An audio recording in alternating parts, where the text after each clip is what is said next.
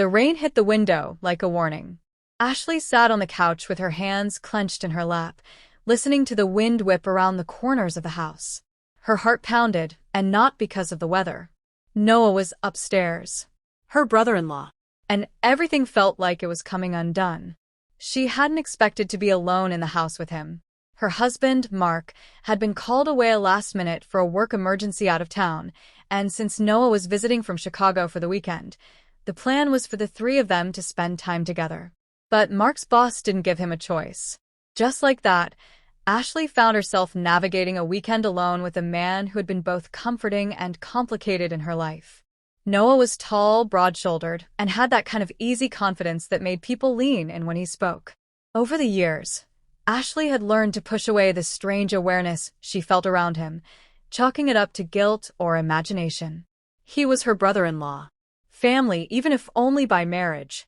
But that didn't stop her from noticing him, and she hated herself for that. She stood up and paced toward the kitchen, grabbing a glass of water to calm her nerves. They had just finished dinner. Noah had insisted on cooking since Mark wasn't there.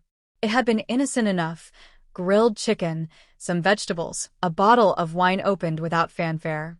And yet, every small glance between them felt magnified now that there wasn't anyone else there to balance the space. Ashley stared out the window, seeing nothing. Then she heard his footsteps behind her. "You okay?"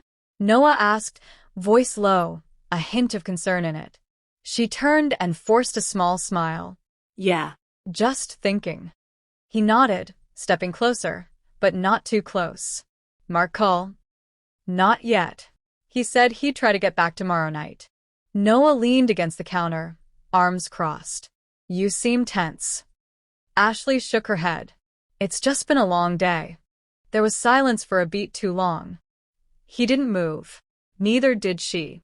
And in that space, everything that had never been said hung in the air like fog. Ashley took a breath. "Do you ever feel like you're holding in things for too long? Like if you say them out loud, something might break?" Noah's gaze didn't waver. "Every day." She looked at him sharply, not expecting the honesty. "Really?" He shrugged, but his tone was careful. Yeah. "There are things I don't talk about. With anyone." Ashley hesitated. She wasn't sure why the words came, but they tumbled out before she could stop them. "You know, when Mark and I were going through that rough patch 2 years ago, I almost left." Noah's eyes flickered. "I remember. You were the one who told me not to make any decisions I'd regret." She took a sip of water. "I never said thank you." "You don't have to." "I want to.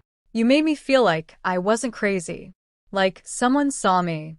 Noah nodded slowly. "You're not crazy. You were just lonely." His words hit harder than she expected. She turned away, pretending to adjust the faucet. "I guess that's something I've gotten good at, pretending doesn't matter." He was closer now. She felt it before she turned back around. He wasn't invading her space, but he wasn't far either. "Ashley," he said quietly, "I've always respected your marriage. I want you to know that." "I know. But I also can't lie and say I've never thought about things. About what could have been different." Her heart stuttered. "Noah, I'm not saying this to cause trouble," he said quickly. When I see you struggling to say things, it makes me want to be honest too. I think about you. Not inappropriately. Just deeply." Ashley stared at him, torn between the ache of hearing the truth and the guilt that followed. "That's dangerous."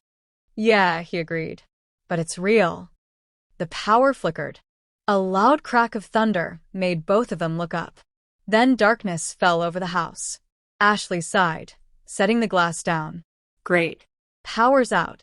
"I'll check the breakers," Noah offered, already heading for the basement. She followed him partway, stopping at the top of the stairs. As he disappeared below, Ashley gripped the stair rail, her mind spinning. The storm outside couldn't match the one in her chest. When he came back up, flashlight in hand, he shook his head. "No luck. Looks like we'll have to wait it out." Ashley nodded, and they lit some candles around the living room. The flickering glow cast shadows over everything, making the room feel intimate and quiet in a way that almost felt too personal. They sat on opposite sides of the couch, but their conversation picked up again, slow, honest, and increasingly revealing. Noah talked about his struggles in relationships, how he often pushed people away before they got too close. Ashley spoke about her doubts, her fear of being invisible, and how even in marriage, you can sometimes feel utterly alone. Time passed unnoticed. The storm eventually softened, but the storm inside remained.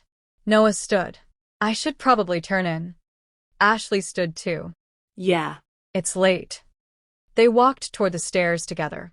At the landing, they paused.